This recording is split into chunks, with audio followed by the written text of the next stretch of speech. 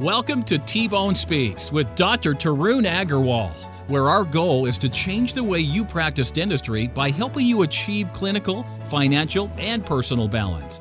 Now, here's your host, T-Bone.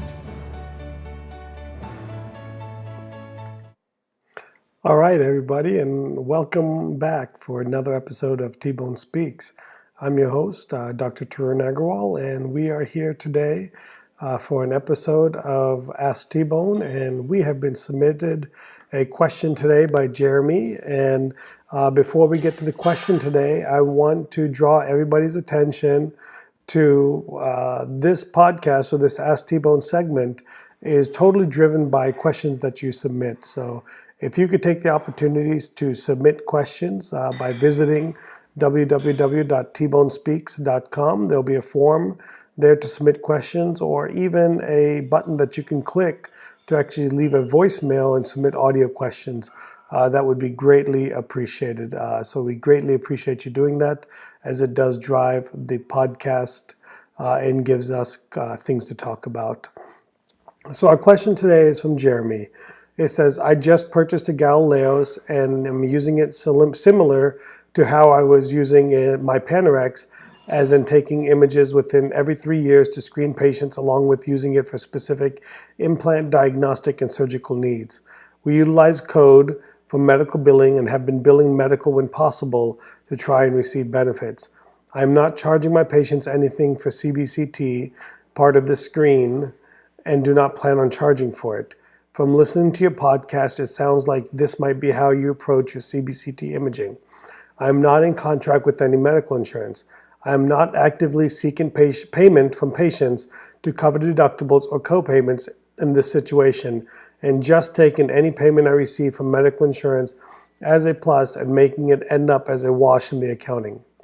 I initially base it as zero in my ledger, and then I change the fee to equal any payment I received from insurance, so it becomes zero again. I have read some articles stating that waiving deductibles and co-payments can be considered fraud. How do you approach this situation? Thank you for your time. Jeremy, thank you for submitting this question, and congratulations on investing in cone beam imaging and utilizing cone beam imaging. It is one of the most valuable and most fantastic tools we have for diagnostics in our practice. And I hope that everyone listening that has cone beam is utilizing medical insurance to help your patients pay for cone beam and help your practice get reimbursed. Now, I do want to address something. It is fraud to wholesale not charge your patients co-pays and not charge your patients deductibles. So if you are billing medical insurance, you must make an attempt to collect your patient portion, co-pays, and deductibles. To simply waive those deductibles, to waive those co-pays, to waive your patient portion is fraud. We do not advocate this. This is not what we're doing in our practice. The other thing that can get practices in trouble is what you bill medical insurance should also match what you bill dental insurance. So you can't bill medical insurance one fee and bill dental insurance another fee. You need to have a consistent fee across the board between dental and medical insurance. So I encourage you to make sure that you're doing that as well. In terms of how we're doing it in our practice, we are billing medical as a primary for cone beam imaging. When we know that our patient has a very high deductible and that cone beam will not be covered due to deductible, we are not billing medical in that situation. We are simply either charging the patient a Panorex fee or going to dental for the Panorex only and not billing out a cone beam at all.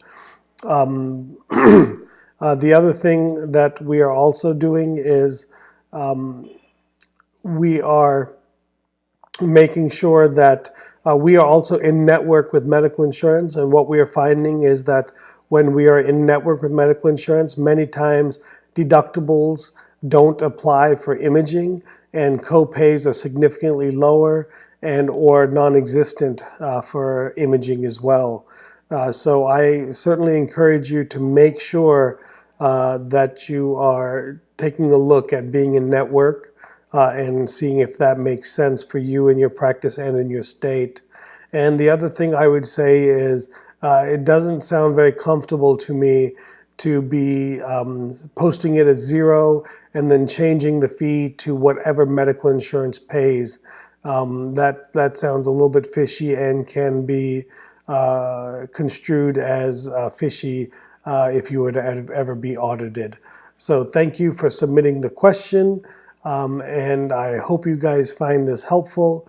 And if you could do me a favor, if you find our podcast and our question and answer sessions helpful, please do us a favor and share this through social networks.